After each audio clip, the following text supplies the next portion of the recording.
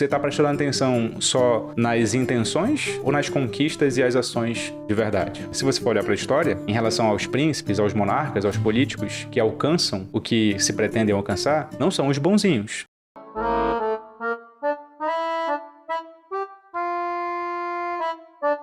Por que é que bonzinhos só se ferram? Meu nome é Vitor Lima, sou seu professor de filosofia de hoje e de sempre, e isto não é filosofia. Deixa eu te contar uma história que não é minha, é do Esopo, um fabulista do mundo grego antigo. Aqui na minha versão, As Fábulas do Esopo, o nome da fábula é O Leão, a Raposa e o Veado. Claro que eu não vou ler tintim por tintim aqui, eu vou resumir para você a história, porque tem 2 páginas aqui, meu intuito não é te matar de tédio. Qual que é a questão da fábula? Qual que é o enredo básico? O leão estava doente, numa caverna, não podia se locomover e estava morrendo de fome. E a raposa estava ali, ao seu redor, ajudando, porque o leão pede que ela vá chamar o veado, enganá-lo, para que ele entre na caverna e o leão vá lá e coma o veado, em relação para matar sua fome ali. A raposa vai para a floresta e convence o veado da seguinte maneira: o leão tá morrendo. E eu vou te contar um segredo em primeira mão, ninguém sabe disso ainda. O leão quer escolher o seu sucessor. E aí não pode ser, aí foi listando os animais, não pode ser a tartaruga, não pode ser o macaco, não pode ser o lobo, porque isso, porque aquilo, porque aquilo outro. É você, porque você com esses galhos na cabeça, imponentes, causa medo nos outros animais, causa respeito. E, bom, você é o animal mais imponente que há. Então, quanto é que você me dá para eu te dar essa notícia em primeira mão, né? Você já me deve. Se eu fosse você, eu viria comigo aqui, iria até a caverna do leão para ficar do lado dele enquanto ele morre, para que ele tenha mais confiança ainda em você.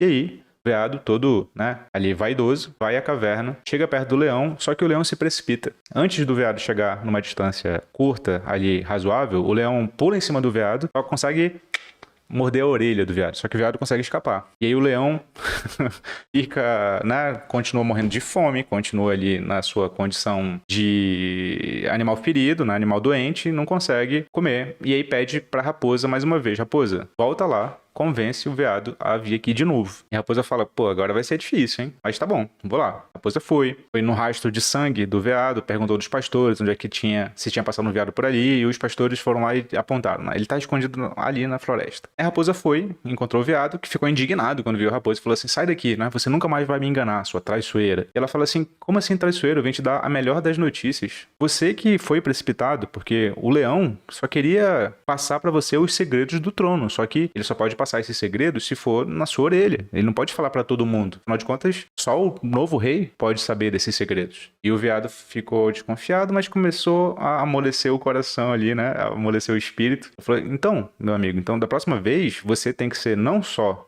imponente, como já é, mas corajoso, porque você não aguenta nem um arranhãozinho na orelha e quer ser rei da floresta. Vem comigo antes que o leão se arrependa, mude de ideia e não nomeie mais você rei. E o veado, enganado, foi com a raposa de novo pra caverna. Dessa vez o leão foi mais paciente, esperou o veado chegar numa distância ali ideal e atacou o veado, comeu o veado e conseguiu o que queria. Claro que a fábula, ela conta uma história, mas tem símbolos. O que isso tudo tem a ver com Maquiavel? Vem comigo aqui. Maquiavel é conhecido por ser um dos iniciadores da ciência política, da filosofia política, no seguinte sentido. Tem aula sobre ele aqui também, se você quer ver uma aula inteira. Maquiavel é quem estabelece que a ciência política tem que ser regida por princípios que não são os princípios da ética. Então Maquiavel separa aquilo que é o bonzinho daquilo que é o bom político. O político bonzinho do bom político. Porque olha só, ele fala assim: na verdade, os políticos que conseguem ali fazer o melhor para sua terra, para sua nação, para o seu principado, são aqueles políticos que não são bonzinhos, são os astutos. Porque eles não são limitados pelos princípios morais. Eles são astutos quando devem ser, violentos quando devem ser, eles são sedutores quando devem ser e honestos quando devem ser. Não tem limites para eles, é por isso que eles governam o mundo, diz Maquiavel. Já os bonzinhos, eles acham que eles vão mudar o mundo porque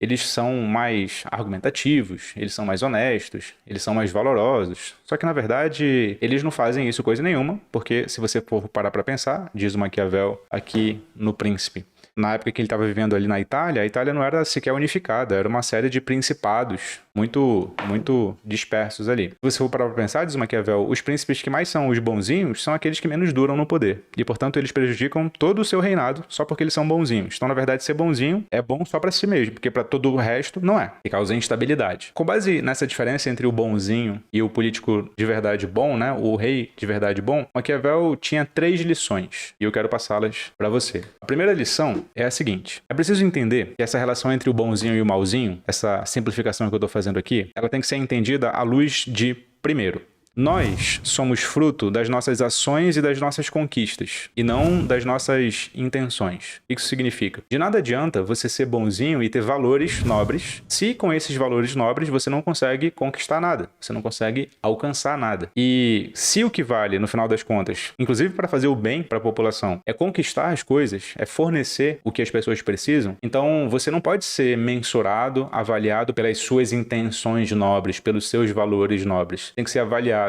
e mensurado por aquilo que você consegue alcançar na realidade. Então, primeira lição, quando você for lidar com a dicotomia bonzinho e malzinho, você está prestando atenção só nas intenções ou nas conquistas e as ações de verdade? Segunda lição aqui, como é que você aprende a alcançar e a conquistar as coisas na realidade? Ué, com quem na prática alcança e conquista. Só que o Maquiavel fala assim, se você for olhar para a história, em relação aos príncipes, aos monarcas, aos políticos que alcançam o que se pretendem alcançar, não são os bonzinhos. São, na verdade, aqueles que os bonzinhos mais detestam, que são os astutos, que são os desonestos, que são os violentos. Então, a segunda lição, diz Maquiavel, se você já aceitou a primeira, o que te define é aquilo que você alcança e não as suas intenções. Então, lição 2, você precisa aprender, inclusive com quem você mais detesta. Você precisa aprender não com os bonzinhos, mas com os malvados. Essa é a segunda lição. E é por isso que no livro inteiro dele existem lições dos personagens mais cruéis e violentos da história. Porque o Maquiavel não nega, eles são cruéis e violentos. Só que eles alcançam aquilo que eles pretendem alcançar. E se você não aprender com quem de fato alcança na realidade, é muito difícil que você aprenda isso quando você for responsável por fazer isso. E a lição 3 remete à fábula do início. A lição 3 está lá no capítulo 18. Aqui eu vou ler porque o trecho é menor, do Príncipe. Maquiavel fala assim, deve ser do conhecimento geral que existem 2 matrizes de combate, de luta. Uma por meio das leis, outra pelo uso da força. A primeira é própria dos homens, a segunda dos animais.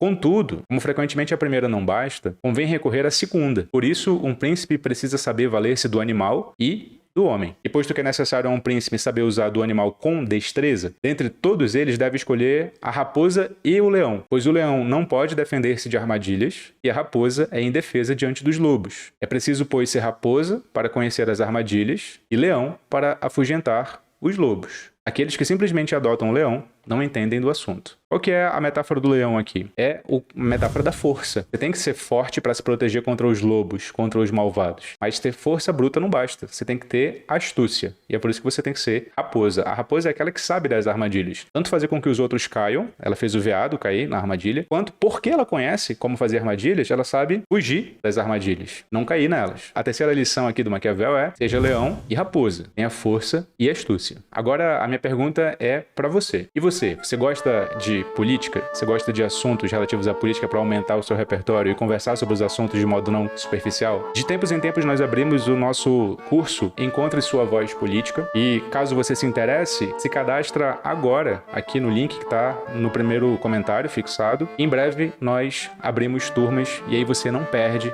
você sabe de antemão. Deixa aqui nos comentários também o que você achou dos conceitos que você aprendeu. Não se esquece e jamais você é o que pensa.